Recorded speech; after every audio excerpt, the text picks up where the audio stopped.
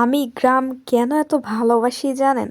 কারণ গ্রামের মানুষরা খুব সহজ সরল, তারা খুব বেশি শিক্ষিত না হলেও গ্রামে যদি কেউ বিপদে পড়ে বা যে কোনো সমস্যায় পড়ে, গ্রামের সবাই মিলে চলে আসে সেই সমস্যার সমাধান করতে। অথবা কেউ যদি গন্ডগোল লাগে বা ঝগড়া বিবাদ যাই হয়ে যাক না কেন, সবাই চলে আসে তার পাশে দাঁড়াতে। কিন্তু সেম ঘটনাটাই যদি শহরে ঘটে, তাহলে দৃশ্যটা কেমন হবে বলেন তো? একটা মানুষকে মারধর করে, গন্ডগোল করে, একজনের সাথে ঝামেলা করে, সবাই দেখে কিন্তু শূন্য পাশ কাটিয়ে চলে যায়। এই বিষয়টা কেমন না?